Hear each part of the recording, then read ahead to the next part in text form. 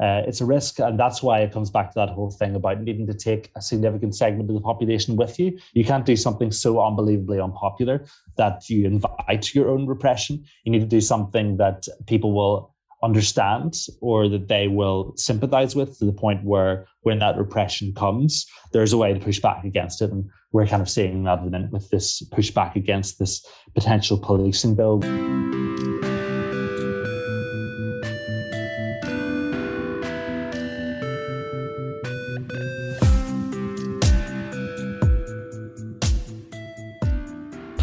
So, hello and welcome to another episode of Chatter. Today I'm talking to Adam McGibbon. He's an activist and writer originally from Belfast with a long history of being involved in social and environmental protests. He was Vice President of Queen's University Belfast Students' Union and part of the successful 2010-2011 campaign to stop the tuition fees increase. So, Adam, thank you for that and welcome to the show. You're welcome. Very happy to be here. No problem. Just two things quickly before we start. I have to plug my book, Brexit, the Establishment Civil War. It's now available to order on Amazon, on Waterstones, on bookshop.org. It's a case study of how social media is destroying our democracy. And also you can check out our sponsor, ExpressVPN, by following the link in the description below. They're currently offering 35% off of 12 months of ExpressVPN. So, Adam, we are here to talk about protest generally. And after a what could not be described as uneventful weekend across the UK, it seems very apt. Do you want to just start, like, why do you think we should be able to protest anything? Like, why is that right important? Why is that important? Yeah, huge question. Yeah, well, I suppose there's lots of different ways to answer that question, but I suppose for me, I really come to this as a question from my own personal experiences. So I've been involved in lots of protests over the years, from when I was a teenager until now, on a wide variety of causes. I've occupied buildings, I've supported people going on strike, I've gone on a lot of marches. So I've really been exercising that right to protest for a long time. So I can see how it's important, but also importantly, in my career, I've also worked in countries where there isn't any right to protest, where people are routinely killed or brutalized for speaking out against the government, against injustice. And I've worked with a lot of people who very bravely go out there and fight for what they believe in, despite that. So when you're faced with that, when you're actually working in countries where you see that there isn't a right to protest, working to support people in those situations, you get an idea about just how precious protest is, really. It really is the lifeblood of democracy. And that seems like a very trite and cliched thing to say, because people often say that, well, right up to the point where they're personally inconvenienced by it and they might change their mind. But that really is what democracy is, really. In the late 1990s, there were these huge protests that you might have heard of around the World Trade Organization conference in Seattle. Huge numbers of protesters forced that conference to actually end early. They were protesting against rich countries setting trade rules that kept poor countries poor, against corporations destroying the environment, offshoring jobs, destroying workers' rights. And they had this amazing slogan. Their slogan was, "This is what democracy looks like." So I guess that's the way to answer your initial question, Josh, because protest is what democracy looks like. Actually, I don't really think that democracy is just pushing a bit of paper into a ballot box every 4 years. I think it's noisy. I think it's disruptive. It involves people showing up, getting angry, organizing together to make change. That's what democracy looks like. That's why democracy is. That's why protest is so important, because that is truly democracy in its most pure expression, I think. I mean, last year there was a bit of pushback mainly from the sort of right-wing libertarian side of the Conservative Party, who were very concerned about the emergency powers given in the coronavirus laws that basically clamped down on a lot of our freedoms. And one of the ones that they were particularly concerned about was the right to protest. Now, over the past year, we've seen lots of people get mad at different people for protests for many different reasons, whether they didn't agree with the cause of the protest, whether they thought that it was unsafe because of COVID. But we've seen this kind of inconsistency, basically, I feel, from people over their opinions on protest. They seem to think it's okay when it's their side or their cause, and they seem to differ if say they don't agree with the cause, regardless of whether it ends up turning violent or not. There seems to be a very sort of partisan way of looking at protest. But something that struck me over the past week or two has been that there seems to be a lot more unification surrounding this policing bill that was put forward about a month ago by the Conservative government, that would seriously increase policing powers, change sentences based on destruction of things like statues or public buildings, that would give the police the right to shut down protest if it became, I think, an annoyance or a disturbance, I think was the wording. Why do you think we've seen that unification, or that sort of like stiff reaction to this particular moment, given that a lot of those rights have been infringed upon over the past year with considerably less pushback, at least anyway? I think part of the reason we're seeing that is because I think there's a broad-based acceptance that during a pandemic there should be some curtailment of those rights of assembly in order to suppress the virus, essentially. But what's so concerning about this policing bill is that it would be a permanent thing. It wouldn't just be something for times of global emergency like this. It's a permanent curtailment about the right to protest. And yeah, you've pointed out, Josh, some of the huge problems with this bill. 300 pages long. It was tabled in Parliament a week before the first debate started. So really hardly any time for MPs to actually read the thing. And that's probably not how we want our laws to be made, where they're just rushed through without a chance to really properly scrutinize them. And you pointed out, it introduces a maximum sentence of 10 years in jail for quote unquote intentionally or recklessly causing public nuisance. I can't really think of many protests that don't in some way cause a public nuisance. It's that is drawn in such broad terms that basically any type of protest could be considered to be a nuisance. So that's a real problem. You also pointed out there that statues, there's been a whole thing since the statue of the slave trader Edward Colston got pulled down last year in Bristol. There's been a whole thing about statues. At the moment, under this bill, you could get 10 years in prison for vandalizing a statue, which is twice the length of what's the maximum assault for the maximum penalty for assault causing actual bodily harm, 5 years.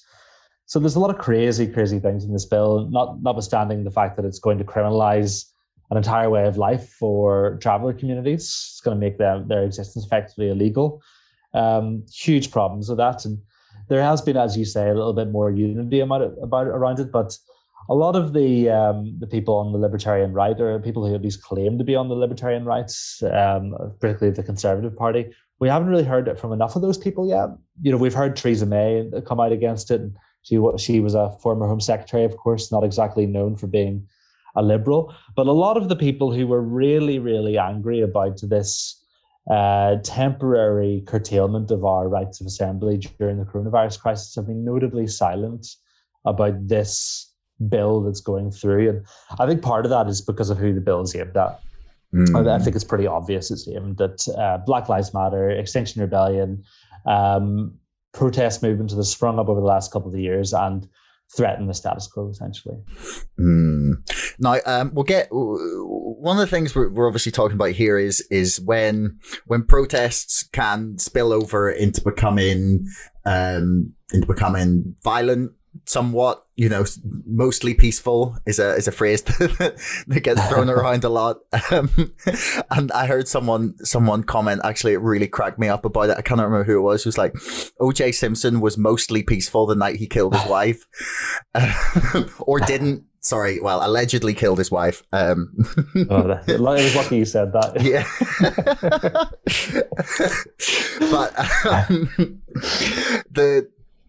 But the point I essentially want to make is that violence is often just like this tiny step away from really passionate protest. And something we talked about in the lead up to this podcast was whether violence is ever an acceptable form of protest, whether it plays any part in modern 21st century protest compared to, you know, perhaps the ways in which it might have been used in the past. Mm-hmm. Mm-hmm. Yeah, this is a huge topic and one that's being debated quite a lot at the minute. So, yeah, Josh, just before we get to this, because this is so sensitive, I just want to be super clear and underline it for the listeners that, in case it's taken out of context, that what we're talking about here, what I'm about to talk about, is violence against property rather than against people.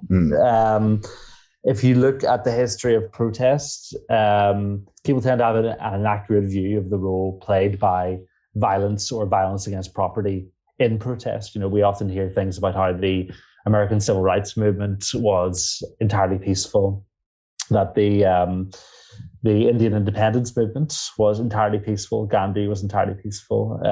We often hear the suffragettes were entirely peaceful, and none of that is true. Those were very, very broad-based movements, a lot of which, well, you could probably say they were mostly peaceful, like you said. There were times where, for various reasons, some of that spilled over into property damage. But I don't think people often say things like all violence is wrong, but I don't think that people actually believe that, you know, even when they say it, because even, you know, look at the Bible, you know, Jesus would disagree with that. He was so enraged with the moneylenders in the temple scamming people that he violently threw them out. He destroyed their property. And I can't really imagine too many people saying that was illegitimate or that was uncalled for. Like I said, the suffragettes were not non-violent. They broke windows, they set postboxes on fire, they even bombed buildings. Historians think they might have been over 500 bombs by the suffragettes. Nelson Mandela, again, held up as somebody who was seen as like a peaceful warrior, if you like. He was a big character in the ANC's campaign of sabotage against the apartheid regime in South Africa. He supported and directed their campaigns, blowing up power stations, blowing up power lines. So there are hundreds of examples out there of when property destruction has had some kind of role in protests. And I think if we accept that there are times, like some of those times that we just mentioned, where violence against property can be seen as legitimate, the question is not, is it wrong? The question is, when is it legitimate? And I would say that there are times when property destruction can play a role. Obviously, you wouldn't do it indiscriminately. I think a good example is the climate crisis, actually, the crisis we're in at the minute. Picture this, picture a family stuck inside a burning house. The only way to get them out is to break the window and drag them through the broken window. I don't think people are going to turn around and say, well, you know, you shouldn't have broke that window. That was an illegitimate use of force. And I think when you look at the climate crisis and scale that up, we're all in a burning building. People are going to die unless we act, basically. We know beyond any reasonable doubt that pumping greenhouse gases into the atmosphere causes climate change, which causes extreme weather, droughts, cyclones, hurricanes, tsunamis, forest fires, crop failures, forced migration, and that all those things end up killing people. And if we know that there are only a small number of companies in the world, we know this from the Carbon Disclosure Project's Carbon Majors report, that 71% of all greenhouse gases in the world have been emitted, 71% since 1988 have been emitted by only 100 companies. Then we know who is doing the polluting, the vast majority of it. We know that it takes life. So therefore, if we've protested and we've occupied their buildings and we've voted and we've stood for election and we've done this and we've done that, at some point, at one point we turn around and say, okay, well, we're going to stop you from polluting by destroying the machinery of pollution. So there's a book out at the minute by a Swedish academic called Andreas Malm called How to Blow Up a Pipeline, a very provocative title. And I mentioned to you just before we went on the air that Andreas Malm was doing a talk recently at the University of Sussex, and the Facebook event for the talk was banned because it features the words "blow up" and "pipeline." But he's written this book all about this subject, very persuasively arguing, I think, that in the climate fight, there is some role for seeing how we've been talking about climate change for 30, 40 years, and emissions are still going up. People aren't stopping, these companies aren't stopping their pollution. There's a role for, at some point, we need to stop them physically from polluting. So it's a controversial argument, but it's one that we need to consider because we're talking about hundreds of millions of lives here. Really, really serious issue. Now, the thing that often strikes me in this conversation here is that so for me, when you say the climate crisis it justifies cause in which we can push beyond the boundaries of peaceful protest.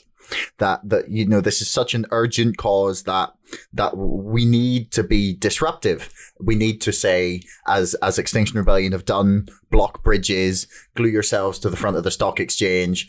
There's countless examples of really creative, disruptive protests.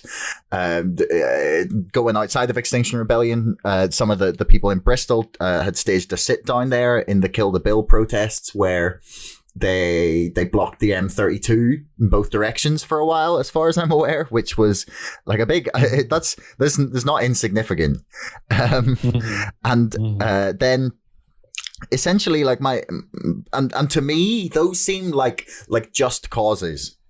But I guess my question is, how do we agree as a society, like where the line is in terms of like, what do we consider to be acceptable as violent protest, as like a damage to whether that's like blocking a road or a bridge or causing some sort of property damage or whatever form that takes, that is beyond simply say like peacefully marching down a street, something that becomes more than that is technically against the law, and yet in the eyes of some and perhaps many, depending on the cause exactly, justified. Like how should we as a society treat that?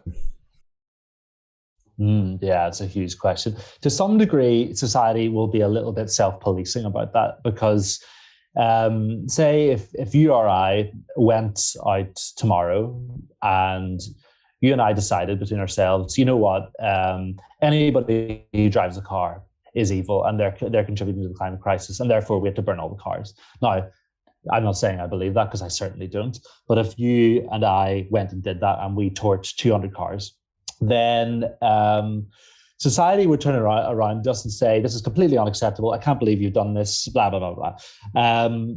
So we would be judged by society in that respect. We wouldn't gain any support for our cause. We would actually set back our cause by doing that. So society can be a little bit self-policing by that. I think the key for people who are trying to decide when that type of action may be legitimate is picking the target properly. Who's really to blame here? Because you and I both know people who drive cars. I mean, we're both from the most car-dependent city in Europe, Belfast. I don't know whether you knew that. Yeah. It's really impossible to get around Belfast because TransLink is so underfunded. You still can't get a direct bus from North Belfast to South Belfast. If we decided that everybody who drives a car in Belfast is the enemy, we would alienate everybody. Some of the best examples of when this has actually happened in history is when people have maybe stepped outside those boundaries, those legitimate boundaries, but they've done so in a way that still keeps their support. So, for instance, really interesting example from last year there, you may know about the Dakota Access Pipeline project, which is a massive pipeline project happening in the United States, building a massive pipeline going from north to south. It's going to have like millions upon millions of gallons of oil and gas going through it. These two Christians, they're two very religious people. They decided this is unjust. It's going through these indigenous lands, these Native Americans. It's destroying their property. The people are being beat up for trying to resist the pipeline peacefully. We're going to actually attempt to destroy this pipeline. So they actually destroyed the pipeline in 6 different places, and they got away with it. But they turned around and said they actually owned up to it. they said, we did this, and we're coming out and we're saying this because we're not hiding, we're not ashamed of what we did, and we want other people to do this as well. So they're actually now facing a very hefty jail sentence for that. But what they actually did, there wasn't a huge outcry in America, people going, oh, these people are disgraced. But there was the usual right-wing commentators saying that, people who would have been opposed to pipeline protesters anyway. But they actually boosted their cause. And there are examples in history of that. You know, the ANC, in their official history, are very clear that the attacks that they launched against power stations and power lines in apartheid South Africa actually boosted their support. So that's quite a long way of me saying to you that the best type of action like this involves one where you still manage to keep the majority of people on side. For most of the Black population, the Black majority in South Africa, they recount vividly seeing these power stations on fire and knowing that the ANC was behind it, and actually that boosted the struggle. It inspired them. So it's something that keeps your base on sides, but also provokes comment and provokes people to change, basically. So I guess maybe just to add a final coda to what I've said there will never be, this type of thing is always going to be to some degree unpopular. There are always going to be people who, if we decide we're going to blow up this pipeline and we're going to do this, we're going to do that, there are always going to be people who say that's a disgrace. Those people should be thrown in jail. They should be apprehended. There are always going to be people who say that. The question is, what percentage of people can you make a convincing moral case to actually take these actions? So we as a society never decide in our entirety. Do you think being from Northern Ireland makes us more or less receptive to the idea of violence as protest? Just given the history like of Northern Ireland, do you think that makes us like more more willing to accept that as part of a campaign, like a political or protest campaign? Or do you think it makes us like more resistant to the idea because we've seen the results of it? Although, I think the results of that campaign, of course, in Northern Ireland being one that was violence against people rather than property, so very different to the type of thing that I'm discussing. But yes, I have pondered this question because it's a big one. I think it actually goes in both directions. I think it really polarizes us. I think there are people out there, people of yours and my generation who. I remember the Good Friday Agreement getting voted on. I remember being 10 years old and being dragged to the polling station by my mum and dad, totally bored out of my skull. And there will be other people who are slightly older than me, who are slightly younger than me, rather, who don't remember the Troubles at all. And I think for those people, they will find the idea abhorrent because they've grown up in peace and they've heard so much about how violence is wrong and how we need to get away from our violent past. There will be people who lived through the Troubles as well, who would never want to go back to that type of thing, who never want to see or hear about another bomb again or any type of violence. But then again, we shouldn't underestimate there are lots of people in Northern Ireland who supported violence, whether it was by one side or the other, that they may see a role for property destruction. They may believe that, to use a certain person's viewpoint, they might believe that the police are legitimate. And therefore, throwing stones at a police station is a legitimate expression of that. So I think it polarizes us. I think for some people, it'll really, really be a problem. I think for some people, they will be familiar with some of these arguments, these philosophical arguments, because it's something we debate endlessly in Northern Ireland, the philosophy of violence. I am actually going to host a talk, hopefully next year, by Andreas Malm, and I'd be really interested to find out how people in Northern Ireland react to this idea. And I think my instinct is it's polarizing, very polarizing. Yeah. So we talked a little bit about suffragettes and some examples of violence in the past, the ANC, the American Civil Rights Movement, and violent protest was often a thing that was viewed as necessary in whatever for whatever cause it was, that if we look back and we can see it and we think, yeah, well, that was just the right thing to do. They had to fight for that. That, it just seems logical that, women would fight for, the vote and for, equal treatment, or, black people in America would fight for the same, or, people in Northern Ireland, nationalists would fight for the same through NICRA. That we would say, these things all seem like fair enough, basically, but I'm trying to figure out at the minute, what is the capacity for a society to accept that today? And maybe not even a society, but a government, because from what I can tell, all that violent protest in whatever form that takes in the 21st century, sort of, I don't know, post 2015 maybe, seems to be that it just invites more government tyranny. For example, the Capitol, the Capitol insurrection, storming, however you want to describe it, on January 6th in America has brought threats of the Patriot Act 2.0, because, the Patriot Act wasn't extreme enough. It's gone from temporary fencing around the Capitol to a permanent fence. It's going to be semi-permanent or even permanent now. And to me, it looks like this sorts of violence or any sort of disruption in this way seems to invite the government to attempt to clamp down harder.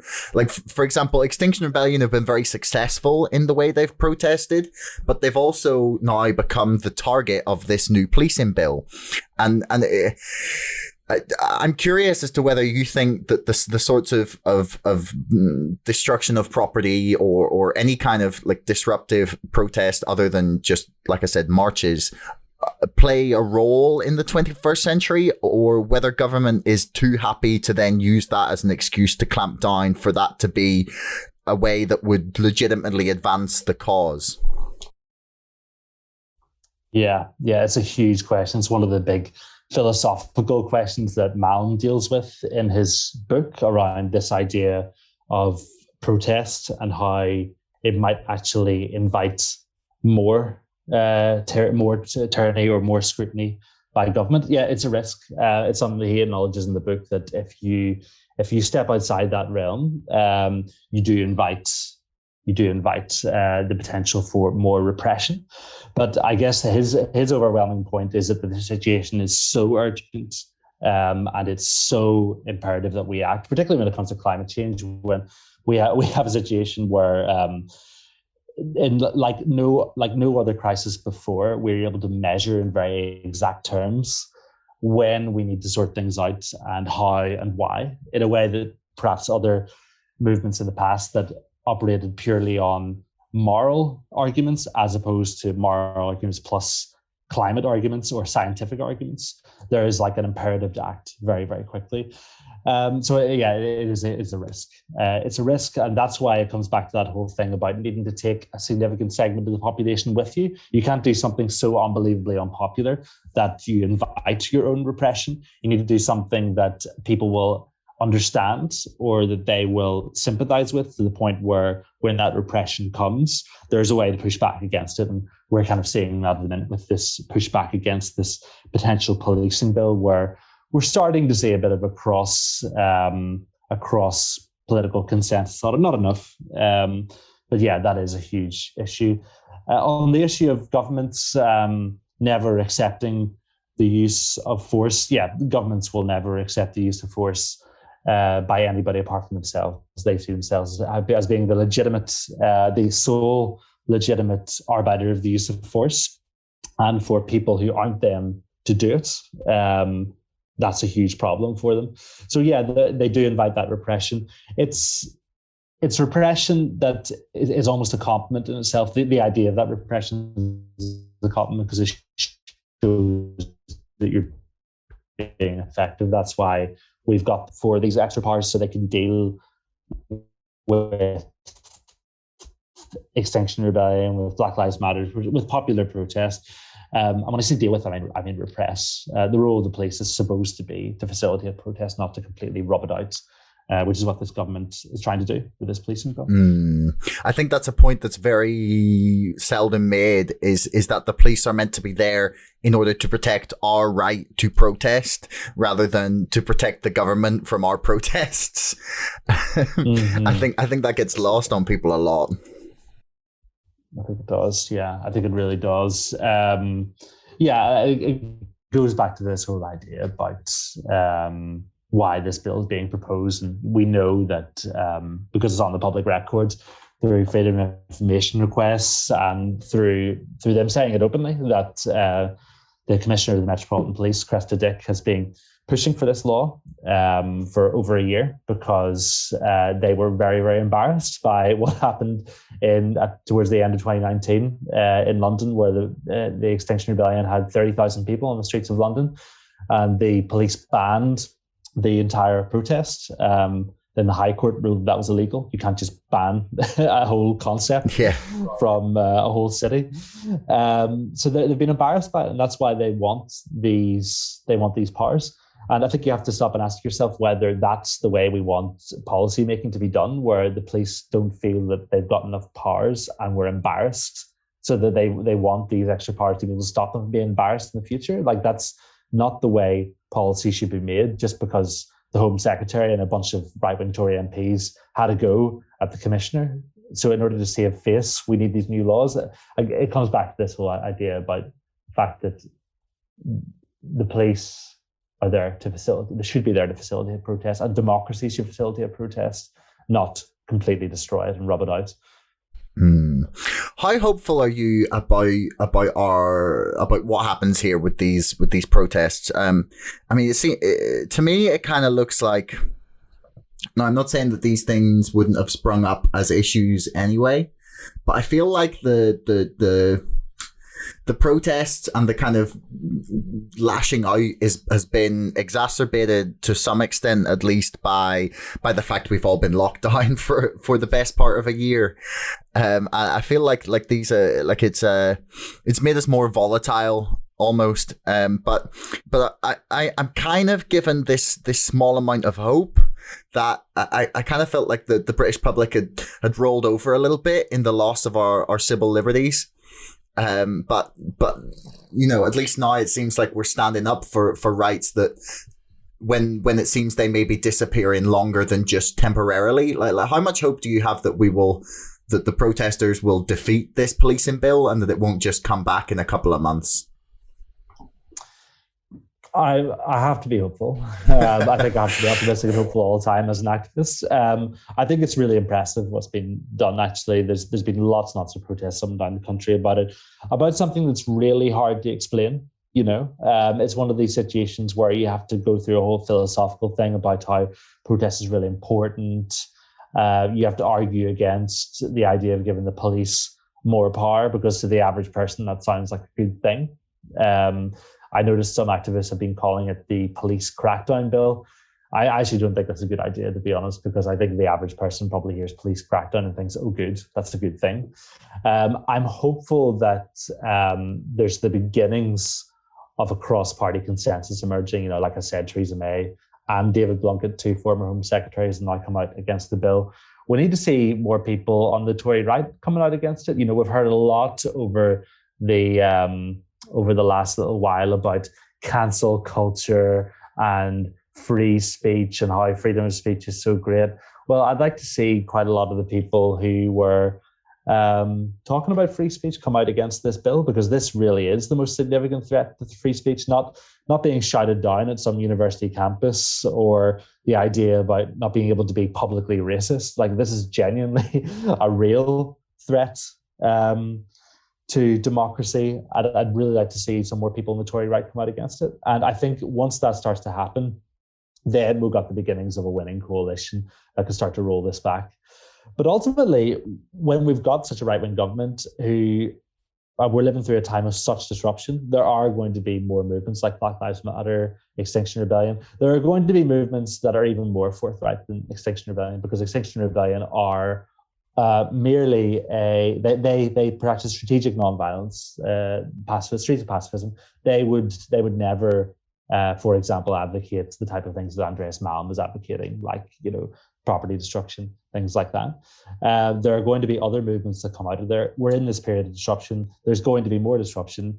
So these laws, these attempts to police us and suppress dissent are going to surface in the future. And the only way to fix that in the UK, to be honest, is to have, well, one of the many ways you could fix it is to have a written constitution, like pretty much every other state in the OECD, have a written Bill of Rights where our rights are enshrined and written down and not unwritten or decided through case law, because that's the only way you're going to have protect that real freedom of speech, as well as doing everything that needs to be done to strengthen civil society in this country. You know, not just, I mean, this bill is not a new thing. We have lots and lots of problems with democracy in this country. It's nearly impossible to go on strike in this country. It's nearly impossible. It has been since the 1980s. It's become more and more difficult over the term of this government.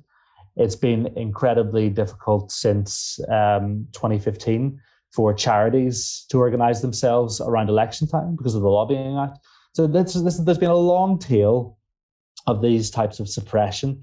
And the only way to have a real, true democracy is to have a written constitution, have a really strong civil society, and repeal all these regressive laws that stops us being a real democracy. How concerned are you about the kind of seeming slow creep of authoritarianism that sort of seems to be streaking through this conservative government? Like the big flare issue at the minute is the vaccine passports, but like viewed in isolation, I don't find them anywhere near, like I find them concerning, but I don't find them anywhere near as concerning as is when you consider the sort of history of what this government has already done. I was just making a list of things that just sprung into my mind there. So we got this policing bill. We have proroguing Parliament in an attempt to avoid any sort of scrutiny or democracy. They've attempted to ram numerous different bills through with as little debate as possible. The way they attempted to use the Henry VIII powers as part of the Brexit process in order to give ministers just almost complete power to sort of adapt EU law as they saw fit. We saw Dominic Cummings turn the UK government website into a data harvesting scheme essentially for anyone for any of the British citizens attempting to like access government information on their website. They've attempted several times to expand policing powers. They've put gag orders on NHS staff. They have reportedly got a blacklist for Freedom of Information Act requests and have been incredibly sort of non-compliant with people like Open Democracy, who are attempting to use the Freedom of Information Act requests in order to, you know, do good journalism and hold government to account. Like when you stack all of those things up on top of each other, it starts to sound a little scary that they're kind of okay with all of these things, and is particularly ironic coming from a prime minister who claims to be quite libertarian in leanings, at least. Well, he claims to be. How concerned are you about these sorts of things? Like, do you think we will sort of retread the path to a more sensible democracy, or do you think that we have to sort of come to conflict before we start to move back to a more normal form of governance? Yeah, I'm even more concerned about it now you've listed them like that. I hadn't considered them all in the aggregate before. Yeah, I mean, hugely concerning, and it's something we're seeing across the world, aren't we, where right-wing governments are becoming more and more and more illiberal, while still extolling this rhetoric of being, you know, libertarians or what have you.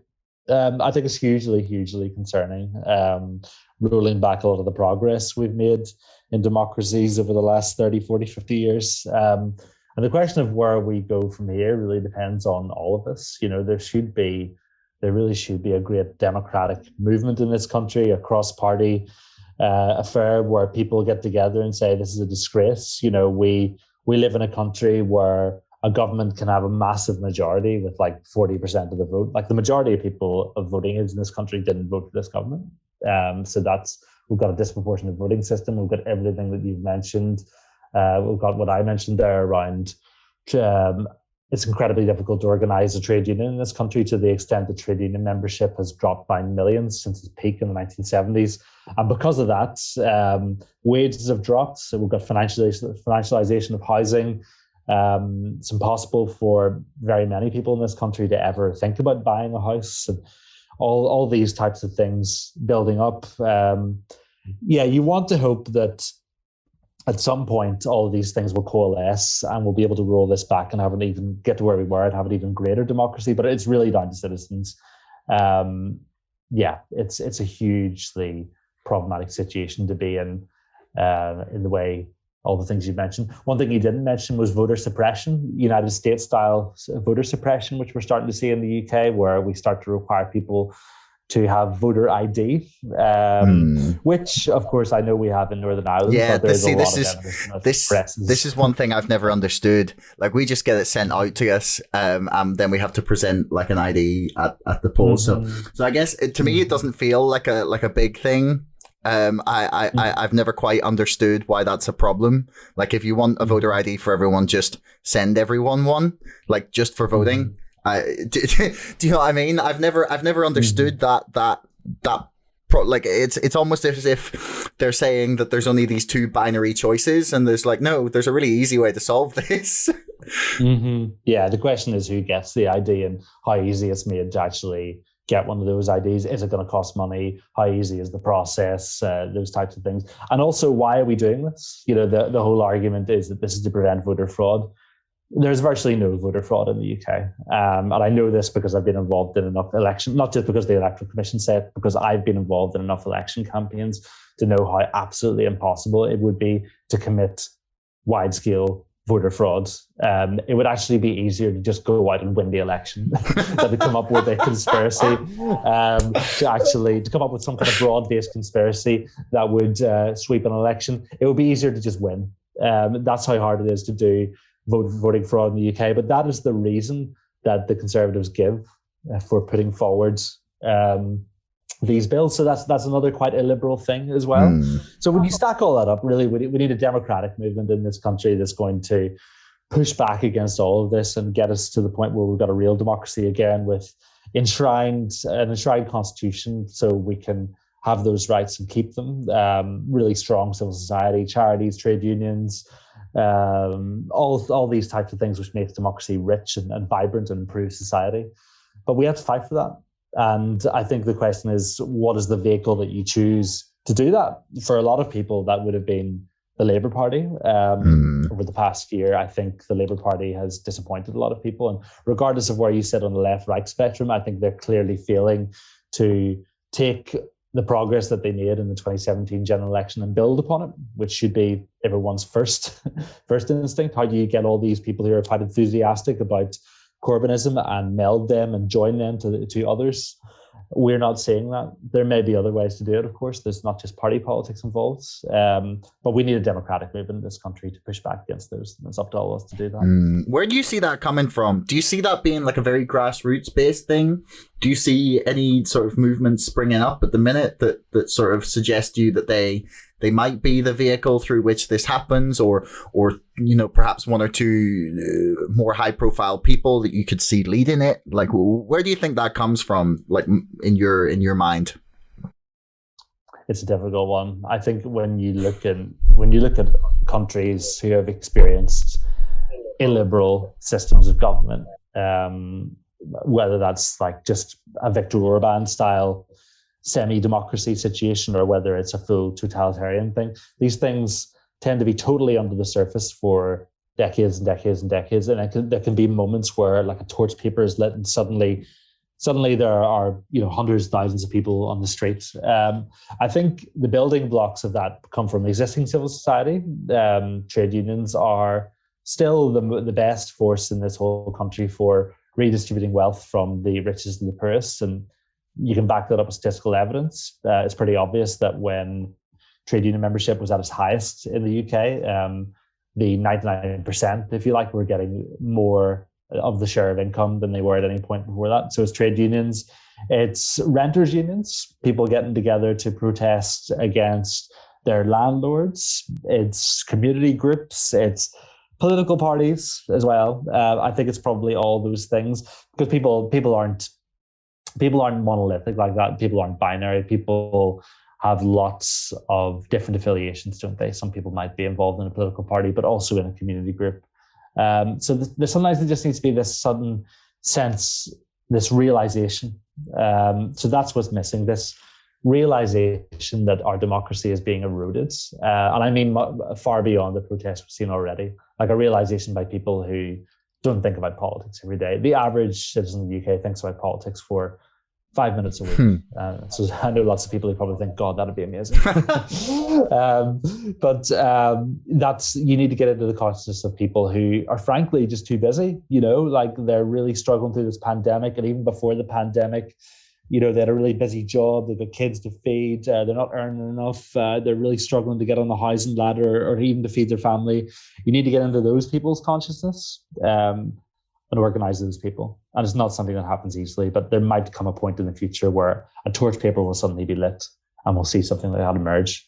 But in the meantime, it's incumbent for all of us who are involved in these types of things to just speak to people who aren't, organize the unorganized, as people would say.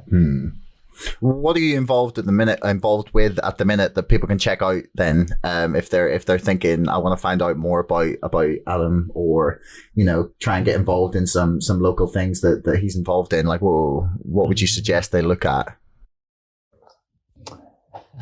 What should I choose? I'm involved in too many things. This is my problem. I end up stretching myself too thin. But I think one of the most exciting things I've seen over the last 2 or 3 years that has really, really given me cause for hope is renters unions, the re-emergence of renters unions. Really interesting thing. We have a situation in the UK where very many people could never afford to buy their house, and so they are forced into the private rented sector because council housing has been on a long-term decline in this country. And for many of us, many people see council housing as being a bad thing. It's been demonized to the point where council housing, there's hardly any of it left. Those of it that does exist has massive waiting lists. So people are forced into this private rented sector. And that is probably the most unifying experience of very many people in this country, particularly the unorganized people, the people who aren't politically conscious, that have had a bad experience with the landlords. And what we've seen happen here where I live in Edinburgh and in London, to a certain extent in Belfast and lots of other cities up and down the UK and in the Republic of Ireland, is the emergence of renters unions. So people getting together to fight dodgy landlords, to take landlords to court, but also to use their strength in numbers. So they turn up outside a letting agent who won't refund like an unfair fee or won't do a repair, and they occupy the building or they protest outside it so no other customers can get in, and that gets results.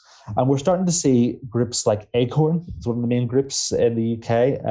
In London, the London Renters Union are doing this. In Scotland, the Living Rent Union are doing these types of things. And I find that really exciting, not just because they're changing the conversation when it comes to housing and genuinely helping people, but that is the building blocks of a democratic movement, I think, that really could change things in this country. Because once you start to organize people into a renters union, I'm involved in my local renters union here in Edinburgh, and in fact, after this podcast, I'm going to make some phone calls to other members. Our local organizers asked me to. That is really exciting, because if you can get them to realize that there is a problem with housing in this country and it's connected to this or that other issue, and it's connected to this or that issue, and therefore we need to register to vote, therefore we need to organize ourselves to do this, therefore we need to organize ourselves to do that, that's the building block. The lovely thing about that is you're meeting people where they're at. You're not turning up and saying, hey, I'm from this organization and I'm trying to make you care about this issue that you might not care about. With the renters union, you're turning up and saying, join this thing. We work together on it. It's not a top-down organization. We all work together, and it's dealing with an issue that many people are suffering from. Most people have a story about how they've been mistreated by a landlord, and then from that, it opens the door to wider consciousness. So I'd really encourage listeners to find out if there's a renters union in their area. There's an Acorn branch in Belfast. I know that. The Living Rent have got branches all over Scotland. Acorn have got branches in pretty much every UK city, and then they're expanding out into towns. I think that's a really, really exciting thing that's happening, and it'll definitely change the face of this country, definitely. And we're already seeing it, right? Like during the pandemic, the government were forced to bring in an eviction ban so that people couldn't be evicted from their private rented tenancies during during the pandemic. And in Scotland, the Living Rent Union has just got that eviction ban extended for another 6 months. Oh, really? That's great news. Yes, which is incredible. And that's totally, 100% down to them, down to the stuff they've done. So you're beginning to see the development of a consciousness amongst the renter class, if you want to call them that could really change the face of this country. Really change it. Well, I will stick links for all of those unions that you've mentioned in the description below for anyone that wants to check it out. So yeah, folks, go follow Adam on Twitter, follow me on Twitter, and go protest some stuff if you feel like it's worth protesting. That's pretty much the message we've given here. So Adam, thanks very much. Is there anything else you wanna plug before we finish up here? I would really encourage people to read Andreas Malm's How to Blow Up a Pipeline, because I think it makes a very calm and considered reasoning for what I was saying, but just does it 100,000 times better than I did. So definitely a book worth reading. It'll definitely change the way you think about the world and think about the climate crisis. So do that and join your local renters union. There we go. Now read How to Blow Up a Pipeline. Just don't blow up the pipeline. Yeah, I'll have to check that book out as well, man. But thanks very much. It's been a pleasure. Thank you very much for having me. Thanks so much for listening. If you enjoyed the show, please subscribe, follow me on Twitter, or sign up to our mailing list. Thanks a lot to our sponsor, ExpressVPN, the #1 most trusted VPN. Get lightning fast connectivity with servers in 160 locations across 94 countries. Keep your browsing privacy safe with ExpressVPN and get a 35% discount on 12 months of ExpressVPN when you follow the link in the description below. Don't forget my book is now out and available to order on Amazon and on bookshop.org. That's Brexit, the Establishment Civil War. And most importantly, thanks for listening. We'll see you next time.